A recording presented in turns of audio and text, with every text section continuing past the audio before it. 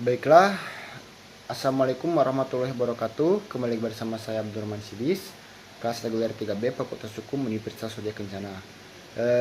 Baiklah, di sini saya akan mereview kembali mata kuliah yang telah disampaikan oleh Bapak Dr. Dedi Mulyadi SMH dan asistennya, yaitu Bapak Dr. Randy Aryadi SMH.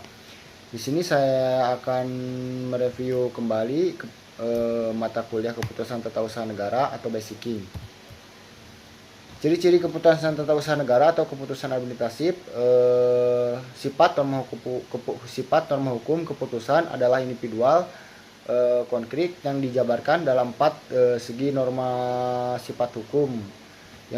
Yang pertama meliputi norma hukum abstrak, misalnya undang-undang. Yang kedua norma hukum individual konkret, misalnya keputusan tata usaha negara. Yang ketiga norma hukum konkret, misalnya rambu-rambu lalu lintas yang dipasang di suatu tempat tertentu dan lain-lain. Dan yang terakhir norma hukum individual abstrak, misalnya izin gangguan atau HO.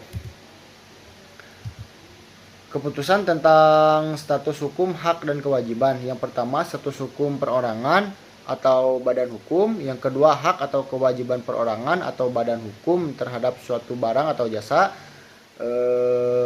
Lanjut kepada keputusan tentang kepegawaian. Yang pertama keputusan tentang mutasi PNS. Yang kedua keputusan tentang hukum disiplin PNS. Yang ketiga keputusan tentang pemberhentian PNS. Keputusan-keputusan dalam rangka ketentuan-ketentuan larangan dan atau ketentuan-ketentuan pemerintah.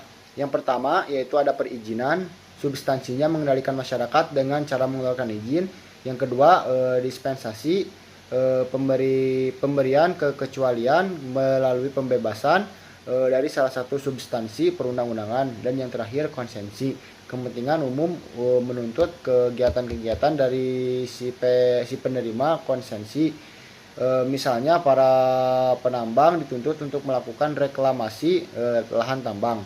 Baiklah, mungkin segitu review mata kuliah dari saya. Kurang lebih mohon dimaafkan. Wassalamualaikum warahmatullahi wabarakatuh. Baiklah, lanjut kepada jurnal. Di sini saya akan membawakan jurnal yang berjudul Pertanggungjawaban Publik Pemerintah dalam Perspektif Hukum Administrasi Negara. Baiklah, kewenangan pemerintah telah disebutkan dalam satu prinsip negara hukum adalah asas legalitas sebagai dasar yang memberikan kewenangan untuk keabsahan melakukan tindakan hukum bagi pemerintah dalam negara hukum, terutama pada sistem kontinental. Asas legalitas ini dianut begitu ketat, dalam arti tanpa ada kewenangan yang diberikan oleh peraturan perundang-undangan, pemerintahan tidak dapat melakukan perbuatan hukum. Meskipun demikian, secara teoretik dan praktik, khususnya dalam negara modern, hampir tidak mungkin